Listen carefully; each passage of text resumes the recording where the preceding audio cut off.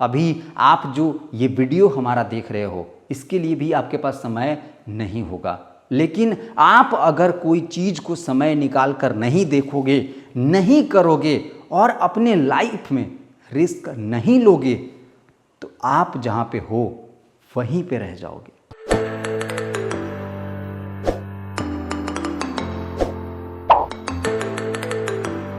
दोस्तों, अभी जो आप मुझे देख रहे हो, कल मैं ऐसा नहीं था।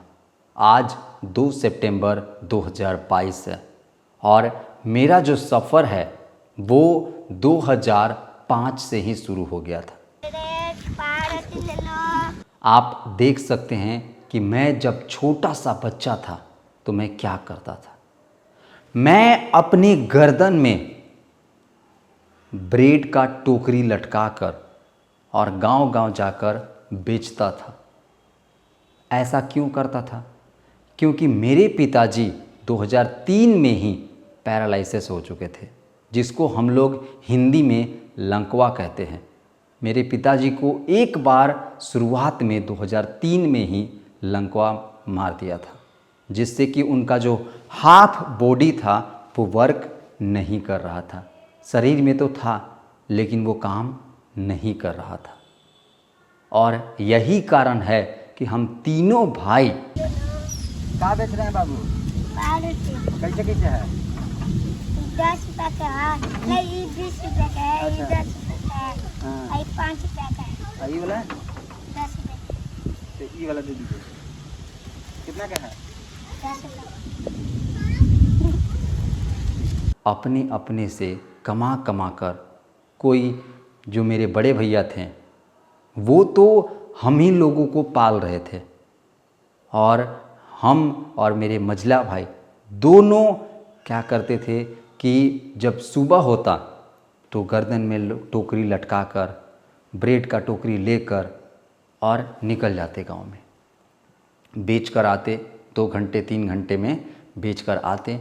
जितने भी पैसे हमें मिलते उस पैसे को हम अपने गार्जियन को दे देते। देने के बाद अपना स्कूल का बैग लेकर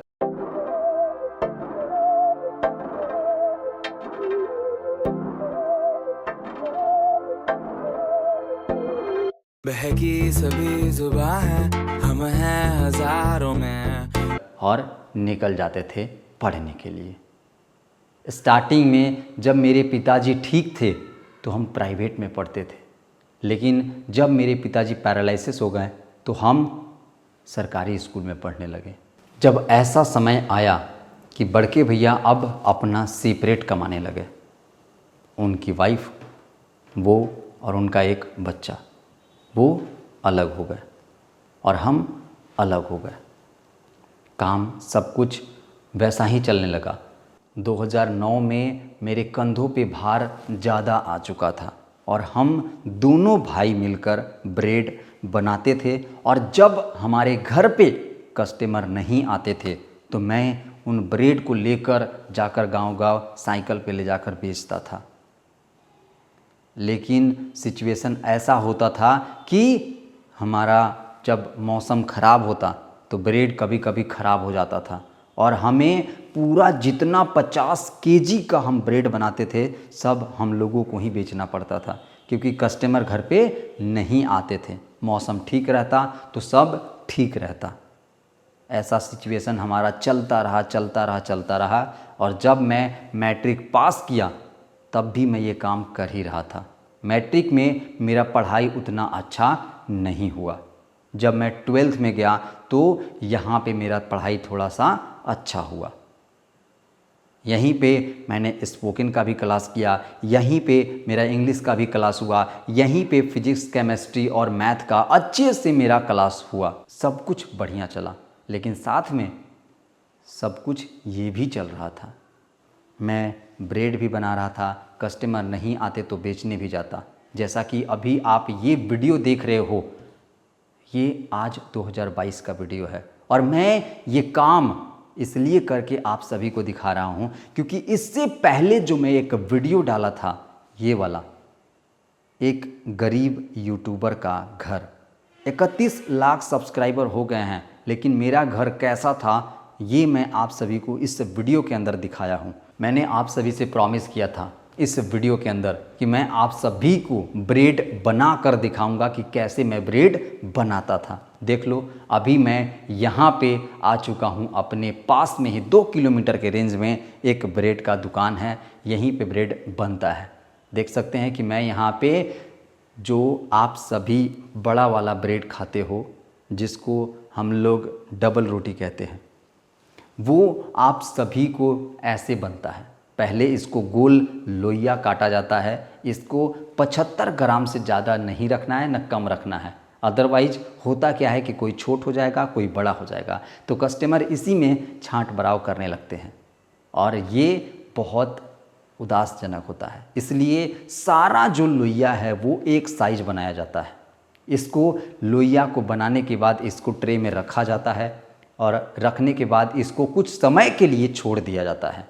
फिर इसके बाद जब ये थोड़ा सा बड़ा हो जाता है, इसके अंदर ईस्ट का इस्तेमाल किया जाता है, बेकिंग पाउडर।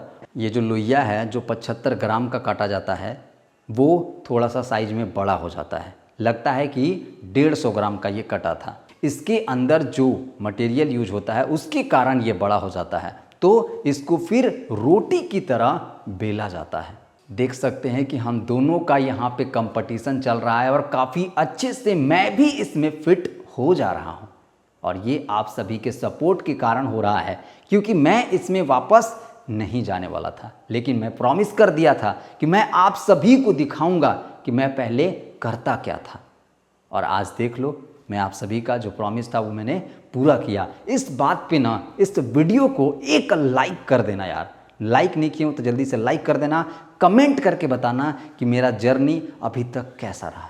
आगे मैं आप सभी को यहाँ पे दिखाता हूँ कि ये है केक। केक हम सभी इसे अपनी भाषा में कहते हैं। ये काफ़ी बड़ा साइज में बनता है। जो आप ट्रे देखे थे शुरू में, इतना बड़ा ये एक साइज का बनता है और इसको काट काट कर पीस पीस किया जाता है। तो यहाँ पे इसका जो प्रोसेस है, 750 ग्राम का 800 ग्राम का ये एक लोइया तौला जाता है और इसको इस तरीके से पहले फोल्ड करके रखा जाता है। ये भी जब थोड़ा सा बड़ा हो जाएगा साइज में तो फिर इसको बेला जाएगा। इतना बड़ा बेलना रहता है और इसको बेला जाता है। फिर इसको वापस से ट्रे में रखा जाएगा। फिर ये और खिलेगा और बड़ा होगा। फिर इसको आग में डालकर सेकना पड़ता है। तो जो हमने शुरू में श्रीमाल के लिए हम लोग जो लोइया 75 ग्राम का काटे थे, उसका प्रोसेस जो हमने बेल कर उसको फिर छोड़ दिया खिलने के लिए। जब खिलकर ऐसा हो जाता है तो फिर इसको आग में डाला जाता है और देख सकते हैं कि यहाँ पे कितना आग जल रहा है। और ये है ब्रेड सेकने वाला भट्ठा और यहीं पे हम सभी अपना जो ब्रेड है वो डालकर सेकते हैं। पहले इसके अंदर करीब 500 रुपये का लकड़ी अंदर डाला जाता है, जलाया जाता है, पूरा कोयला किया जाता है। उस कोयला को पूरा बिछाया जाता है और उसके बाद सबको एक जगह इकट्ठा करके कोने में रख दिया जाता है। फिर इसके अंदर हम उसके हीट से इस ब्रेड को पकाते हैं।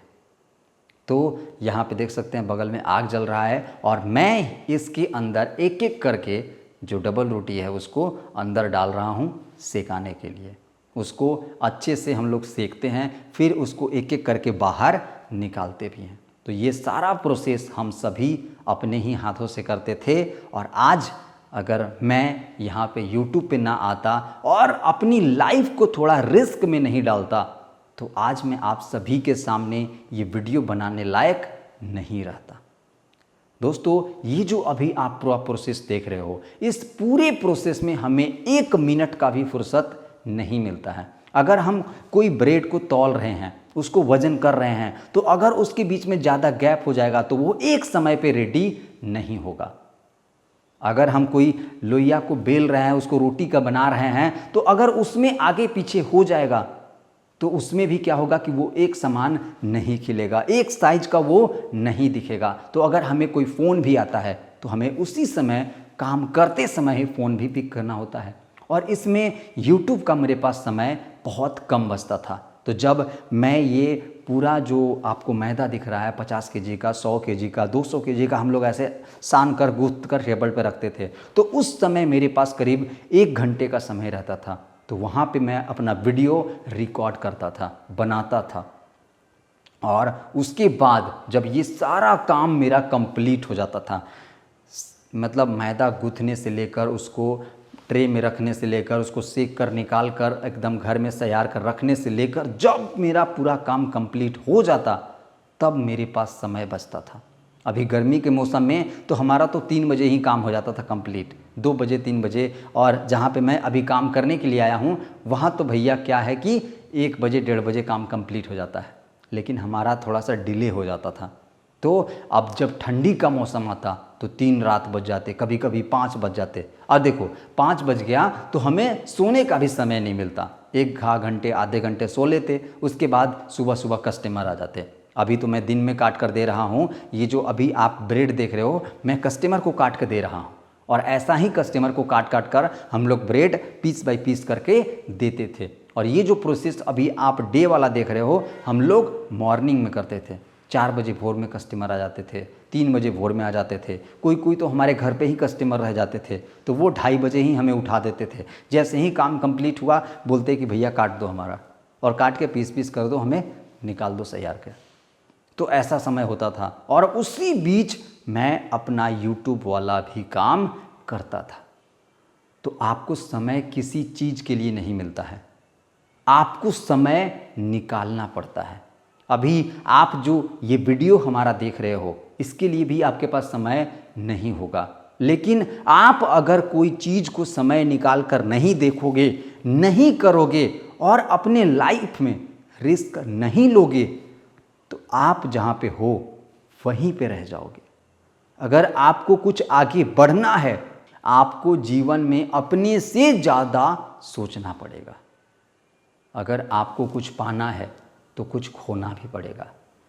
मैं 10th 2013 में कंप्लीट किया, 12th 2015 में कंप्लीट किया, लेकिन ग्रेजुएशन मैं 2019 में कंप्लीट किया, जबकि ग्रेजुएशन 3 साल का होता है।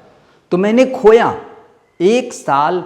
मैं ग्रेजुएशन में फेल हुआ और फेल होने के बाद देखो आज ग्रेजुएशन मैंने कंप्लीट कर लिया, लेकिन देखो मैं कहाँ हूँ।